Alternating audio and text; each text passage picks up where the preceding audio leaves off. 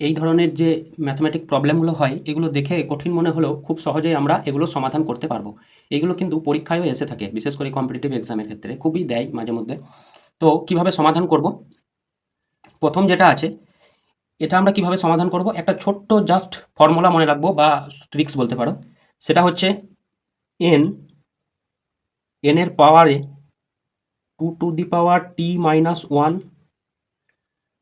By 2 to the power t। এখানে বলে রাখি এন হচ্ছে, এখানে আমি বলে রাখছি এন হচ্ছে যে নাম্বারটা বারবার রিপিট হচ্ছে সেই নাম্বারটা, অর্থাৎ 7, এবং টি হচ্ছে এই যে সেম নাম্বারটা রিপিট হচ্ছে, কতবার রিপিট হচ্ছে সেটা। তাহলে সেক্ষেত্রে হয়ে গেল 5। এবার আমরা বসিয়ে দেখি, এন হচ্ছে 7, 7 পাওয়ারে হচ্ছে 2 to the power t, অর্থাৎ 2 এর পাওয়ার 5 - 1 বাই 2 এর পাওয়ার 5। এটাকে যদি আমরা ক্যালকুলেট করি, 7 তার পাওয়ারে হচ্ছে 2 এর পাওয়ার 5, অর্থাৎ 32 - 1 বাই 32। এবার আমরা এটাকে ক্যালকুলেট যদি করি তাহলে 7 পাওয়ার হয়ে যাচ্ছে 31/32। এটাই হচ্ছে অ্যান্সার। খুব সহজেই একটা জাস্ট সূত্র বা ট্রিক্স মনে রাখতে পারো, এইভাবে কিন্তু নির্ণয় করা সম্ভব। 2 নম্বর যেটা আছে, 2 নম্বর এটা আমরা কিভাবে সলভ করব। দেখো, যদি একটি নাম্বার বারবার রিপিট করে এবং ইনফাইনাইট পর্যন্ত চলে, তাহলে সেক্ষেত্রে যে নাম্বারটা রিপিট হচ্ছে সেই নাম্বারটাই অ্যান্সার, অর্থাৎ এখানে 7 হয়ে যাবে অ্যান্সার। এটা কিন্তু খুব সহজ। এরপর আসি এই অঙ্কটাই। দেখো, এই যে একটাই নাম্বার রিপিট হচ্ছে, কিন্তু এদের মাঝে কিন্তু একটা সাইন আছে, মাইনাস সাইন আছে। এই মাইনাস সাইন সবসময় নাও থাকতে পারে, কোনো ক্ষেত্রে প্লাস সাইনও থাকতে পারে। তো যখন দেখব যে এই যে নাম্বারটা রিপিট হচ্ছে সেই নাম্বারটার যদি ফ্যাক্টর করা না যায়, তাহলে আমরা দেখব যে ভেতরে প্লাস সাইন আছে না মাইনাস সাইন আছে।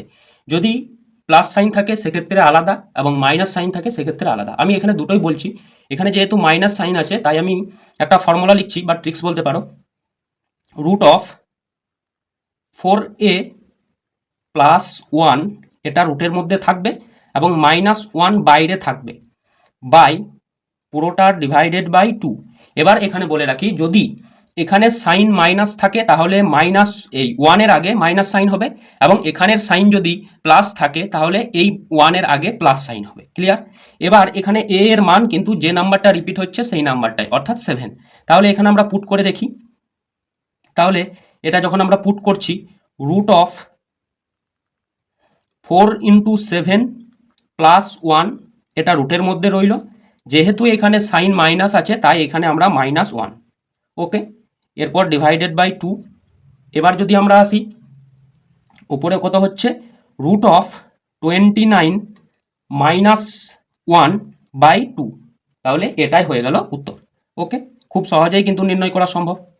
এবার আসি এই যে এই টাইপটা কিভাবে করবে। দেখো, এখানে কিন্তু সেম জিনিস, একটা রুটের মধ্যে একটি নাম্বার রিপিট হচ্ছে এবং প্লাস সাইন আছে। সেক্ষেত্রে কিভাবে করব, এটা আমরা দেখালাম। ফ্যাক্টর যদি করা না যায় তাহলে কিভাবে করা যায়, আর যদি এটা ফ্যাক্টর করা যায়, দেখো 6 যদি আমরা ফ্যাক্টর বের করি, কোপ্রাইম যাদের হচ্ছে 1, আমি যদি 6 ফ্যাক্টর বের করি, 3 × 2 করি, 3 × 2, এবং এদের কোপ্রাইম হচ্ছে 1 অবশ্যই। এটা সরি, কোপ্রাইম বলা উচিত নয়, এরা একটা কোপ্রাইম নাম্বার। তো দেখো, কোপ্রাইম হয় যেগুলো, সেগুলো হচ্ছে যাদের মধ্যে গসাগু হচ্ছে 1, সেগুলোই হচ্ছে কোপ্রাইম। এবার আসি 3 × 2 এই আকারে ভাঙবো। এবার ভাঙার পর যদি এখানে প্লাস সাইন থাকে তাহলে আমরা এই বড় সংখ্যা যেটা থাকবে, অর্থাৎ 3 অ্যান্সার হয়ে যাবে এক্ষেত্রে। এবার যদি মাইনাস সাইন থাকে, এটার ভিতরে যদি মাইনাস সাইন থাকে তাহলে সেক্ষেত্রে ছোট অ্যান্সার, অর্থাৎ সংখ্যাটা হয়ে যাবে 2। যে সংখ্যাটা ছোট থাকবে সেটাই হয়ে যাবে সেক্ষেত্রে অ্যান্সার। ক্লিয়ার?